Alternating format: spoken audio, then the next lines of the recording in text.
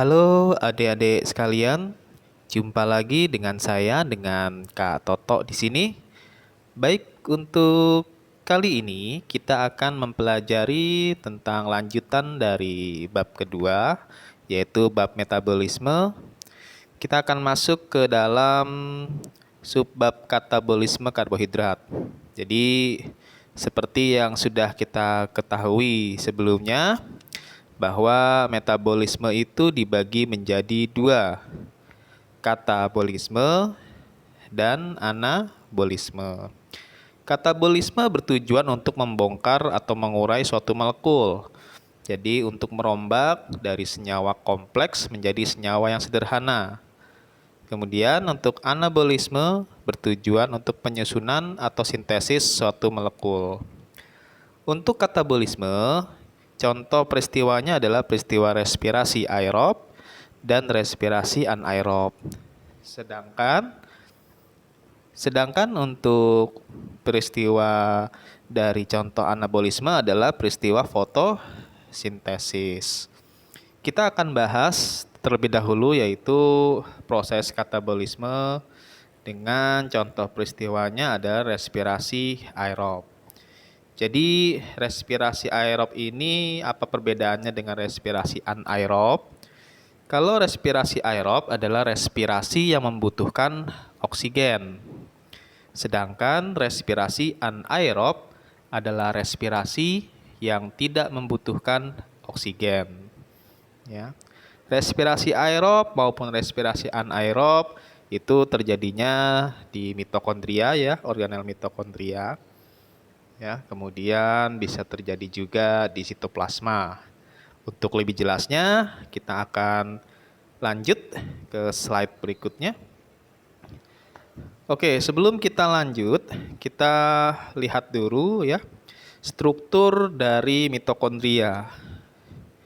Seperti yang kita tahu bahwa mitokondria ini salah satu organel ya yang ada di dalam sel dengan fungsi untuk menghasilkan energi atau respirasi seluler ya.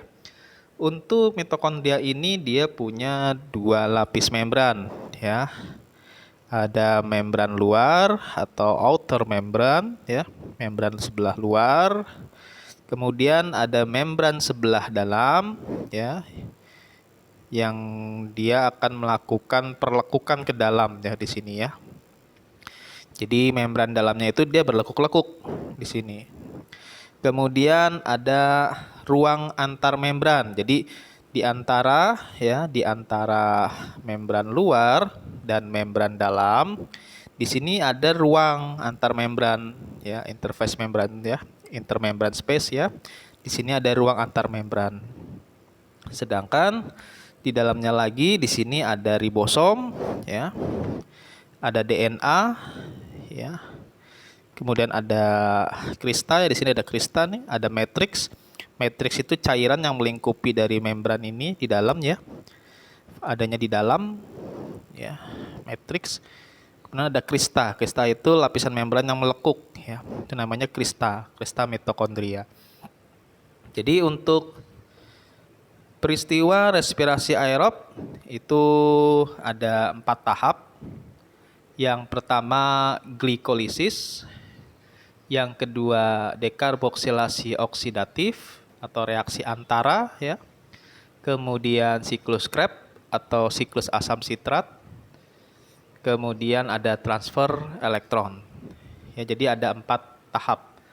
Pertama glikolisis, kedua dekarboksilasi oksidatif, ketiga siklus Krebs atau siklus asam sitrat. Kemudian yang keempat, transport elektron. Untuk glikolisis sendiri itu terjadinya di sitoplasma, ya. Di bagian sitoplasma terjadi glikolisis. Nah, kemudian dari sitoplasma, hasil dari proses glikolisis akan masuk ke dalam mitokondria, yaitu tepatnya di ruang antar membran. Di ruang antar membran ini akan terjadi peristiwa dekarboksilasi oksidatif ya. Kemudian dari ruang antar membran dia akan masuk ke dalam matriks mitokondria ya, di dalam cairannya di dalam.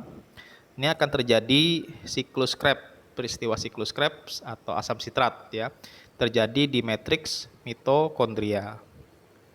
Kemudian setelah dari matriks dengan peristiwa siklus Krebs-nya akan lanjut ke peristiwa transfer elektron yang terjadi di krista mitokondria.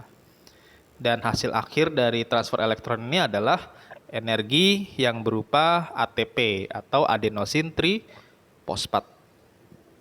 Kita lanjut. Kita mulai dari glikolisis terlebih dahulu. Glikolisis seperti halnya dengan namanya ya. Glikolisis, gliko itu dari kata gula atau glukosa. Lisis itu artinya pemecahan. Berarti glikolisis adalah pemecahan glukosa atau pemecahan gula ya. Bahan bakunya di sini adalah glukosa. Terjadinya di mana? Terjadinya di sitoplasma. Oke. Jadi di sini bahan bakunya glukosa ya. Iya, jadi ada glukosa. Di sini kalau kita lihat glukosa terjadi glikolisis, kemudian oksidasi pirufat, siklus Krebs dan transfer elektron. Kita mulai dari awal, yaitu glikolisis dengan bahan bakunya adalah glukosa. Glukosa ini pertama-tama akan diubah oleh heksokinase ya, dengan penambahan fosfat dari ATP. Jadi dia membutuhkan ATP untuk penambahan fosfat dari glukosa dengan enzim heksokinase menjadi glukosa 6-fosfat. Kemudian glukosa 6-fosfat diubah kembali ya dengan fosfoglukosa isomerase ya. Kemudian akan menjadi fruktosa 6-fosfat. Ya, enzimnya fosfoglukosa isomerase. Kemudian dari fruktosa 6-fosfat dengan bantuan ATP ya, dengan bantuan fosfat dari ATP, ya, ini ATP ya. Setelah dia memberikan fosfatnya dia menjadi ADP. Yang tadinya trifosfat ini menjadi difosfat karena memberikan fosfatnya ke fruktosa 6-fosfat menjadi fruktosa 1,6-bifosfat ya.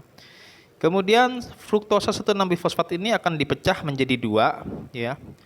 Ini dengan enzimnya isomerase ya, akan dipecah menjadi 2 menjadi dihidroksi aseton fosfat dan gliseraldehid 3-fosfat. Di mana kalau fruktosa ya, glukosa, fruktosa itu kan merupakan gula dengan atom karbon sejumlah 6 ya, dengan 6 atom karbon. Sedangkan kalau dihidroksiaseton dan gliseraldehid 3-fosfat ini merupakan gula dengan 3 karbon atau triosa ya. Kemudian dari hidroksiaseton, gliseraldehid 3-fosfat ini akan diubah dengan gliseraldehida 3-fosfat dehidrogenase ya. Dan juga dengan bantuan dari koenzim NAD+ ya di sini. Jadi nanti dihidroksiaseton maupun gliseraldehid itu akan berubah menjadi 1,3-bifosfogliserat atau BPG.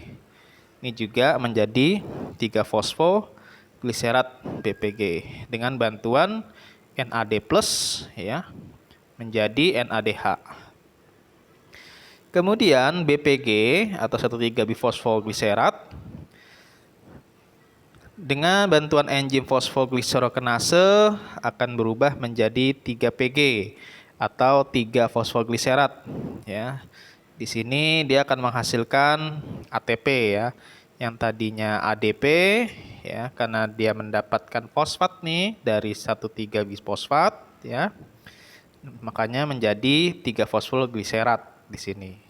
Karena dia kehilangan 1 fosfatnya juga kehilangan 1 fosfat.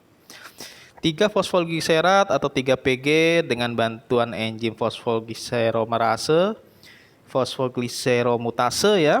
Ini akan menjadi 2-fosfogliserat atau 2PG. Dari 2PG ya, 2-fosfogliserat. Kemudian akan menghilangkan hidrogennya atau akan menghilangkan molekul airnya H2O dilepaskan ya dengan bantuan enzim dari enolase membentuk fosfoenol piruvat. Ini juga fosfoenol piruvat ya. Kemudian fosfoenol piruvat akan berubah menjadi piruvat dengan piruvat kinase. Ya, ini juga fosfoenol piruvat akan berubah menjadi fosfoenol piruvat dan mengeluarkan ATP. Ya. Jadi kalau kita bisa simpulkan, dalam satu glukosa ini ya akan dipecah menjadi dua asam piruvat, akan dirubah menjadi dua piruvat atau dua asam piruvat ya. Ini satu dalam satu glukosa menghasilkan dua piruvat dan ATP-nya ada berapa? ATP-nya ada satu yang dikeluarkan, dua, tiga, empat. Ada ATP, 4 ATP yang dikeluarkan. Kemudian ada berapa NADH? NADH yang dikeluarkan ada berapa? Di sini 1, 2. Berarti 2 NADH. Jadi untuk proses glikolisis ini ya dengan pemecahan glukosa akan dihasilkan 2 piruvat, 2 NADH dan 4 ATP ya. Itu hasil akhir dari proses glikolisis. Kemudian dari glikolisis yang terjadi di sitoplasma, kemudian hasil piruvat ini akan dimasukkan ke dalam mitokondria dengan bantuan energi berupa ATP. Jadi 2 ATP ya digunakan kembali untuk memasukkan hasil piruvat ini ke dalam mitokondria. Oleh karena itu, nanti di glikolisis yang harusnya 4 ATP, karena 2 ATP-nya itu digunakan kembali untuk memasukkan piruvat ke dalam mitokondria, maka hasil akhirnya adalah 2 ATP.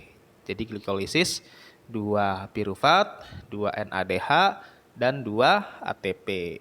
Ya. Oke. Kita lanjut. Nah, dari glikolisis kita masuk ke dekarboksilasi oksidatif ya. Seperti yang kita tahu bahwa glukosa itu kan gula dengan 6 atom karbon. Setelah diubah menjadi piruvat, piruvat itu 3 atom karbon. Nah, ini akan terjadi dekarboksilasi oksidatif. Dekarboksilasi itu D itu artinya pengurangan karbon ya. Jadi pengurangan elektron yang menyebabkan berkurangnya satu buah atom karbon.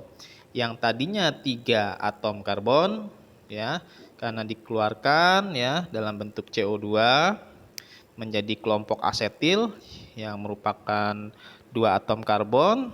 Kemudian penambahan dari koenzim A. Jadi menghasilkan asetil CoA di sini ya. Dan juga di sini ya menghasilkan NADH juga. Jadi hasil akhir dari dekarboksilasi oksidatif ya di sini itu hasil akhirnya adalah asetil CoA. 1 piruvat menghasilkan 1 asetil CoA.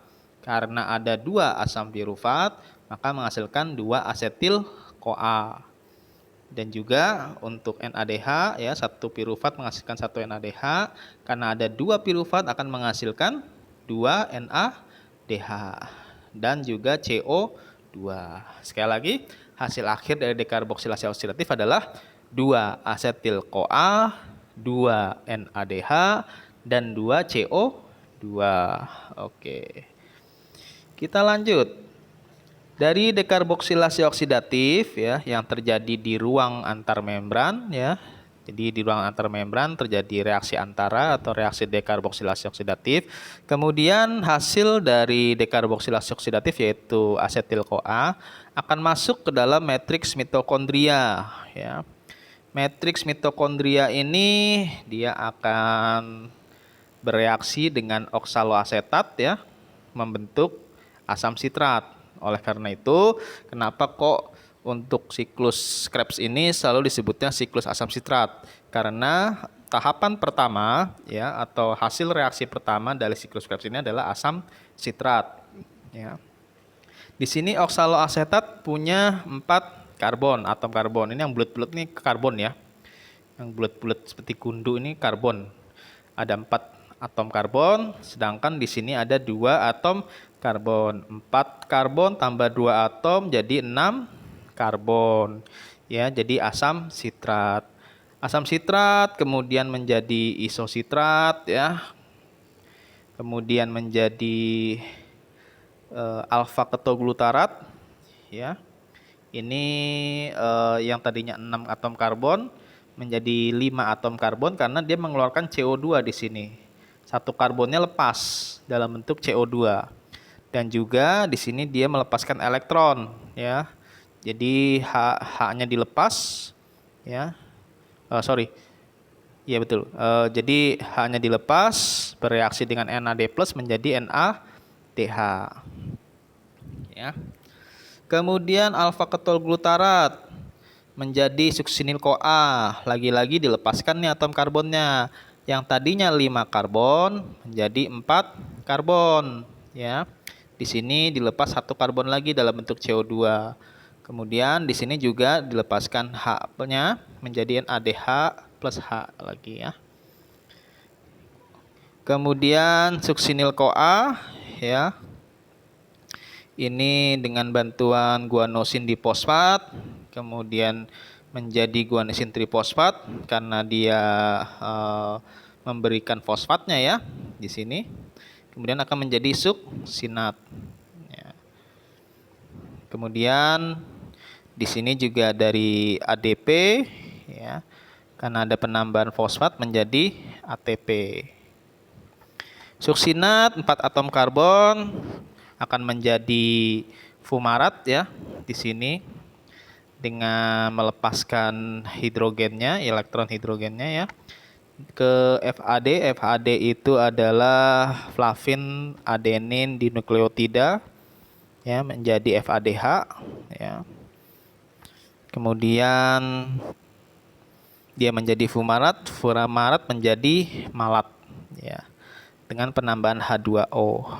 Kemudian malat akan melepaskan elektronnya lagi, hidrogennya, membentuk NADH, nikotinamin adenin dinukleotida, ya, menjadi oksaloasetat kembali dan begitu terusnya ya, siklus.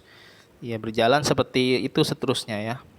Oke, jadi disimpulkan bahwa untuk siklus asam sitrat ini atau siklus Krebs dari hasil prosesnya akan dihasilkan yang pertama adalah 6 NADH ya.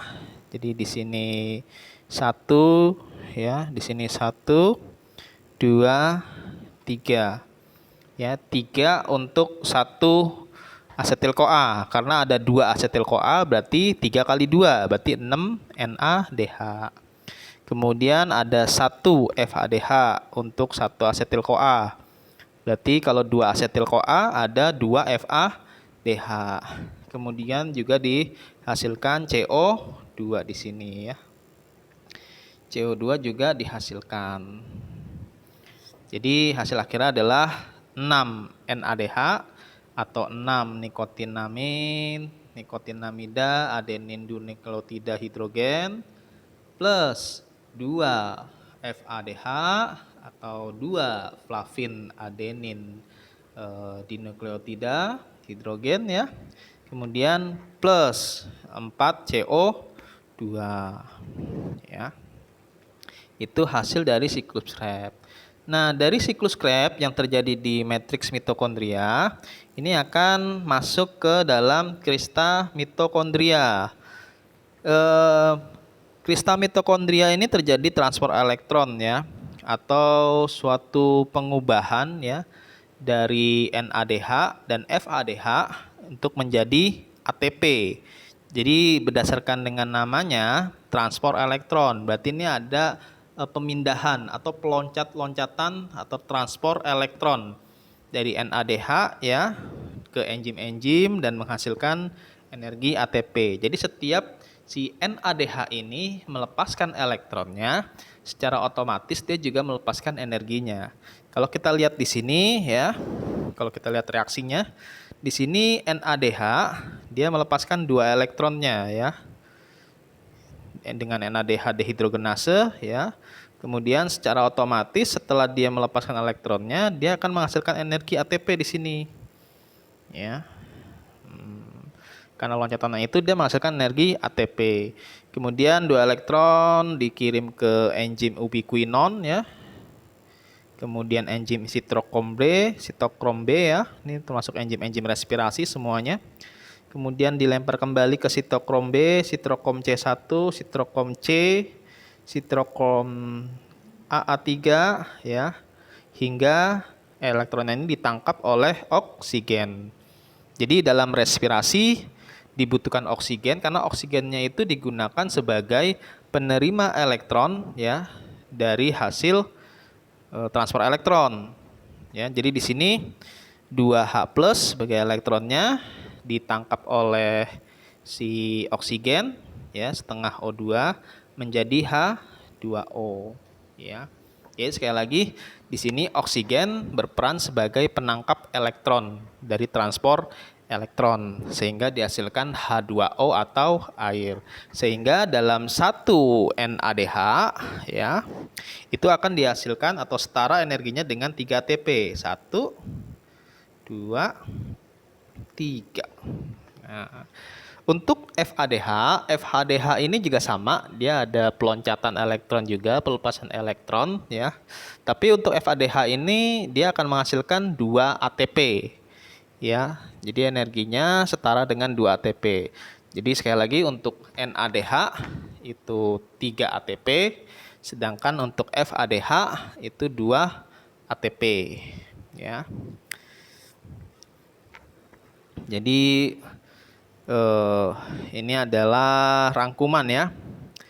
Rangkuman dari 4 tahapan respirasi. Kita lihat dari gambar dulu di sini. Di sini pertama ada proses glikolisis ya. Glikolisis terjadinya di mana? Di sitoplasma. Bahan bakunya adalah glukosa.